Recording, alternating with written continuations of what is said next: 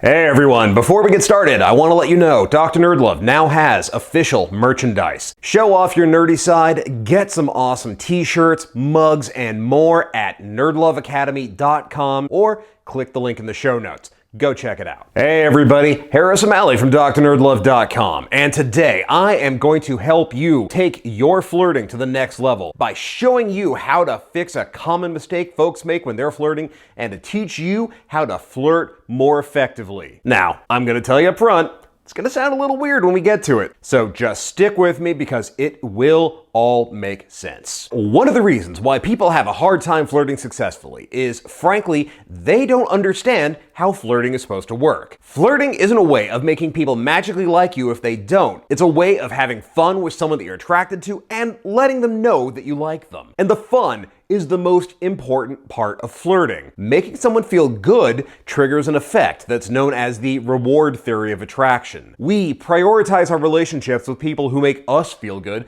and we want to spend more time with them. So the more someone makes us feel good in their presence, the more time we're going to want to spend in their presence. The problem that a lot of people have is that they tend to treat flirting as something that's one-sided. They're flirting at someone, not with them. It ends up being something that they're doing and the other person is supposed to just accept and respond to. Less like you're building something together and more that you're putting on a performance and trying to get a specific reaction out of the person you're flirting with. So it's a little understandable that when they don't respond the way you would hope, you get frustrated. And when people get frustrated, they tend to go in one of two directions. Either they give up, which is its own problem, or they try to do the same thing, but even harder, which only makes things worse. The key to successful flirting is that it's responsive. In fact, there are a lot of similarities between flirting and improv. When you're flirting with someone, you want to work with the other person, rather than trying to get them to react the way that you want. Flirting effectively means getting a good sense of who you're flirting with and what they respond to. That sort of social calibration is important because it tells you a lot about the person you're flirting with. Are they compatible with you? Are they someone whose personality meshes well with yours? Just as importantly, though, is that in learning how to read them and how to respond and adjust your approach, you're able to flirt in ways that are more effective and more efficient. You're better able to flirt in the way that they enjoy and do so without making them uncomfortable by pushing too hard, too far, or too fast. So, a little like The Price is Right. You want to get as close as possible without going over. Trust me, that ain't gonna be the most tortured metaphor of the episode. Now, one of the reasons why it can be hard to teach specific flirting techniques is because flirting is very personal.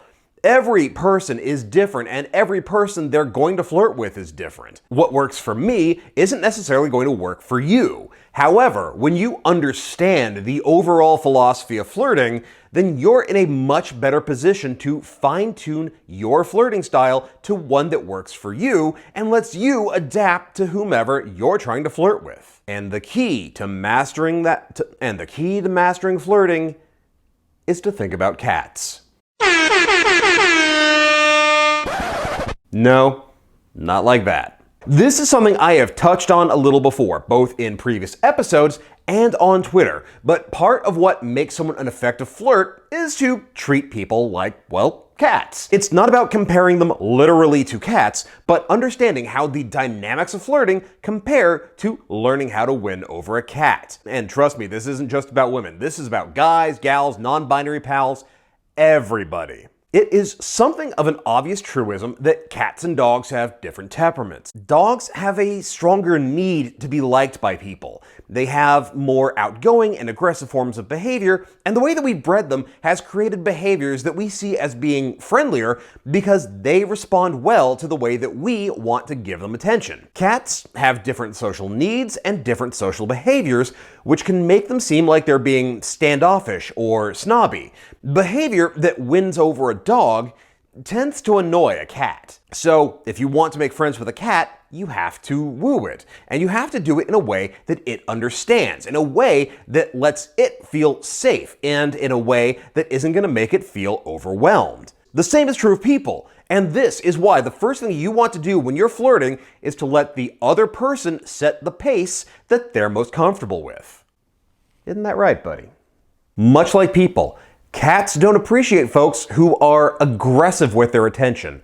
They like affection, but on their terms. They especially don't appreciate folks who don't seem to respect their interest or their lack of interest. And if you're expressing interest in a way that they don't like receiving it, then they're not gonna like you.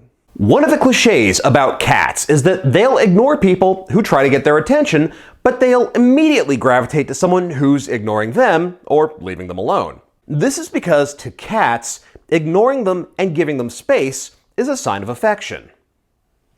See? Staring at them, moving towards them, reaching for them are all aggressive behaviors.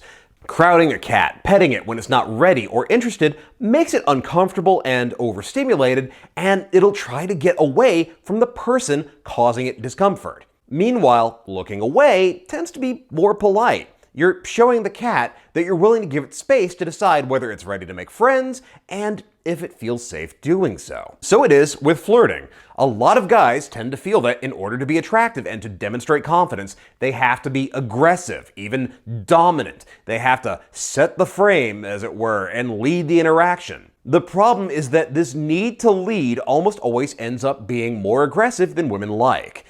It's very one-sided behavior. I have decided that I like you, so now we are flirting and I'm going to make everything about sex and how attracted you are to me. The problem is that this tends to annoy people, especially women who haven't necessarily decided that they want to flirt with anyone yet. They may think a guy's good looking or attractive, but most of the time they want to size him up a little, get to know him, and then decide if they're interested in taking things in a flirty direction. Making that decision, we are now flirting, let us proceed to make with the sexy banter, is the opposite of the interactive, responsive style of flirting that people relate best to. Laying out that you're interested in flirting, making a flirty joke, a little tease, even something like, so, what makes you interesting? And letting people decide the pace that they want to take has two benefits. First, it lets them know that you are into them, but it gives them the room to decide whether or not they want to take it in a flirty direction, in which case they'll flirt back,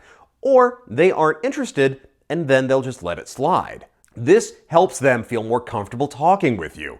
They're in a position to decide just how do they want to do this. Some people will be interested in flirting right away. Others will decide that they do want to flirt, but prefer to warm up first until they feel a little more comfortable. Letting them set the pace means that you're not as likely to, say, take things in a more aggressive or sexual direction than they're ready for, which makes them feel more at ease with you. The second benefit is that this approach shows far more confidence than trying to force the issue. By showing interest and then letting her set the pace, you're demonstrating that you have the confidence in yourself and in your attractiveness. You don't feel the need to push and push or chase after them in an obnoxious way, and instead give them the space to decide for themselves. You know that you're awesome and that they'd be fools not to like you. Giving them that space lets them come to you. That is a lot hotter than the pushy guy who ignores people's lack of interest because he's trying to set a stronger frame and get through that bitch shield and ultimately just wear her down. It also means that you have the confidence to step back and pick things up later instead of trying to make it all happen at once. A lot of guys treat flirting as something that, once started, must be taken to the very end, where either they reject you or you get their number. And really, it doesn't need to be like that. Being willing to step away shows that you have more confidence in yourself and in their interest in you because you know that you can return to it later. Think about George Clooney. He's not going to worry about taking a step back and going to talk with someone else if he feels like the person he's been flirting with, maybe needs a little break. He's going to go do his own thing, and then every once in a while, he's going to look back, lock eyes, and give that smile because he knows they're going to want to talk to him again. This actually ties into the next key concept of flirting effectively. Understanding how important it is to be able to read people, especially their personality and their comfort level when it comes to flirting. Let's go back to how you make friends with a cat for a moment. Understanding how to win a cat over means understanding that particular cat's personality. Some cats are very standoffish, and for them, affection means I will sit on the same couch as you. Some will be aggressive and demand your attention because what good is having opposable thumbs if you're not using them to scratch a kitty's ears? Yes, hi. Hi, how are you? Some will want to be affectionate, but they're incredibly timid, and they will take the slightest gesture as a sign of danger or that you're upset with them. Recognizing these different personalities are key because they're all going to affect how you interact with them. With the friendly but shy cat, you're going to want to proceed slowly and carefully, with gentle and smooth movements so they don't think that you're angry or so they don't feel threatened. With the more standoffish cat, you want to let it do its own thing. Just being in the room without bugging it is going to help it feel more comfortable and decide whether it wants to take a chance with you. But here's the thing, both with cats and with people, even the most aggressively affectionate can be easily overwhelmed by attention and freak the out. With cats, it's usually a case of overstimulation. Too much petting, too much attention, too much noise, what have you, and they go from friendly to biting and kicking your hands away. With people, too much attention, or the wrong kind of attention, can leave them feeling overwhelmed or weirded out. There are people who love flirting, but sexually charged flirting may make them feel a little ooged out because that's just not how they roll. Others may feel like a guy showing so much attention, the Pepe Le Pew approach, is off-putting because, dude, they barely know you, and here you are going over the top to try to get them to give you their number or to get into their pants. This happens in online dating as well. The guy who floods his Tinder match with messages or wants to know, hey, you want to meet up today? Is a guy who is pushing too hard and too fast, and it's very unattractive. Even someone who likes you is going to get uncomfortable and decide, you know what, they're not that interested in you after all if you're pushing too hard. They're going to wonder what your agenda is or worry that there's something going on that they're not aware of that they really should be. And if you aren't responding to that discomfort and adjusting the way that you flirt, then you're sending a signal. That signal is either you don't recognize other people's discomfort, which is not a great sign, or you don't care, which is worse. Remember what I said about how letting other people set the pace is an important sign of confidence and a vital flirting technique? That applies here. When I say that flirting is responsive, this is part of what you're responding to. You're being mindful not just of the other person's interest, but also their comfort. After all, attraction can't exist without comfort and safety. But that is why the most effective flirting works with an ebb and a flow. You ease up on things when it seems like the other people isn't responding the way that you'd hope. Maybe they're a little less invested in the moment. Maybe they seem like they're having less fun. They're not joking around at the same level that you are. Or their smiles are a little tighter and the laughs are a little more forced. Recognizing this and adjusting your approach shows that you pay attention to their comfort, and it lets them know that you're considerate and emotionally intelligent. Plus, being willing to dial things back is valuable from a pacing perspective. Like I said earlier, one of the mistakes people make is that they treat flirting as though it were a one-and-done scenario where they have to get it all in or else it's a failure. Flirting shouldn't be a one-time situation where success or failure is going to be determined by your getting her number, planning a date, or whether she goes home with you right then and there. Flirting is a process, an ongoing game, something you should be able to put down and then pick back up again when you see each other the next time. Which actually brings us to the last aspect of flirting more effectively. Understanding the push-pull dynamic of flirting. Guys tend to look at flirting, especially sexual flirting, and think that the key to success is to max it out. You want to raise her attraction level so high and so quickly that she's practically pulling your pants off and suggesting, hey, if it's too far to get to your car, the bathroom's right over there. That approach is a mistake, and it's one that people tend to make a little too often. It's very easy to overwhelm people with attention, even when it's attention that they want. So even if you were some master of persuasion who can flirt so well that people end up being almost uncontrollably horny, you can't. People are going to feel weird about being that aroused, especially with someone they only just met. It's not like porn where people are going to have to you. It's, okay, this makes me incredibly uncomfortable, and now I'm gonna go somewhere else and try to process what the just happened. Flirting is very much about the building and release of tension. It works best when you think of it sort of like a game. You flirt with someone, you give them your attention, and then you pull it back. So you're teasing them, you're laughing, you're touching, you're having fun, and then you change gears, you break rapport, and turn the flirting off. Not only does this act like a pressure release valve, bleeding off the buildup of pressure so things don't explode in ways that you don't want, but it has the effect of making them want that attention back. We like the good feelings that come from flirting with someone that we like. When that feeling is gone, we feel its absence the most, and we want to get it back, and we are going to work harder to get it back. Think of playing with a cat by dangling a feather on a string. You let it bat the feather around a little and then you pull it just out of the cat's reach. Whereas before it was having fun playing with the feather, now it's gonna go ape trying to get at it. The same applies to flirting.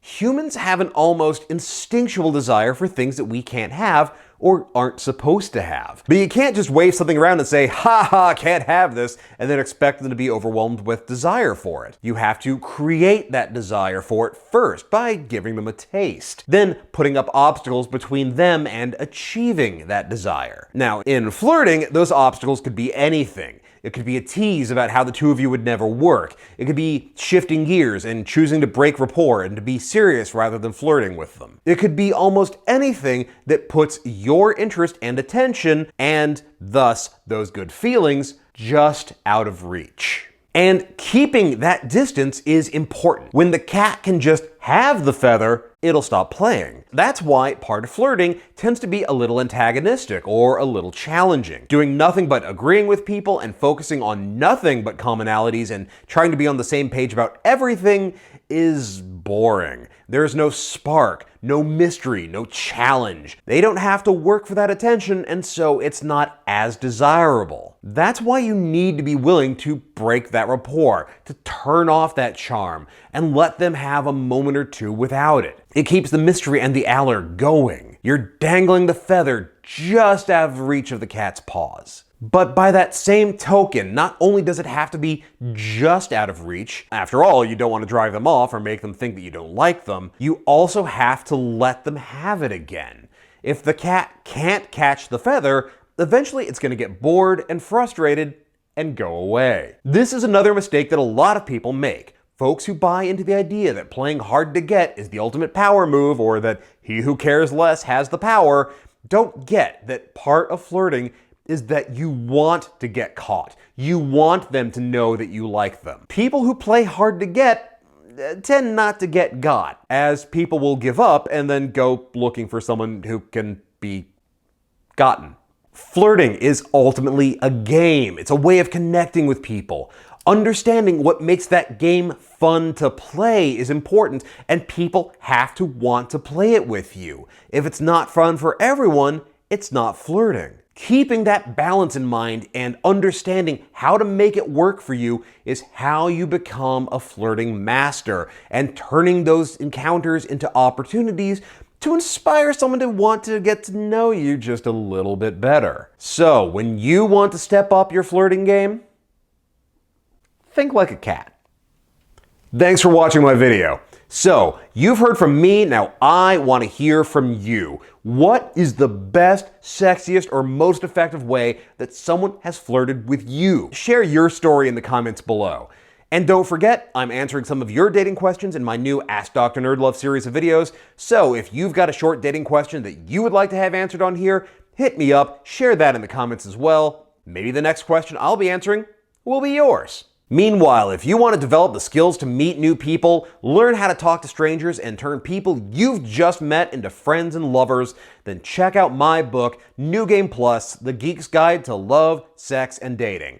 This is the dating instruction manual you have always wanted. The A to Z guide for learning how to develop and unleash your inner Casanova and find the relationship you have always wanted, whether it's for a lifetime or just the night. Links to buy it are in the show notes, so go check it out. And if you do check it out, or any of my other books for that matter, be sure to rate and review it on Amazon and Goodreads. It's a huge, huge help. If you're digging the series, then you know what to do. Hit that thumbs up, share it around with all your friends, like, share, subscribe. You know how this works. You've been here before. But if you are really enjoying these videos, and I mean really enjoying them, if you feel like you're getting a lot out of it, and you're finding that it's really helping you, and you want to support the channel, and in the process, help fund some awesome new projects, consider becoming a patron at patreon.com/DrNerdLove.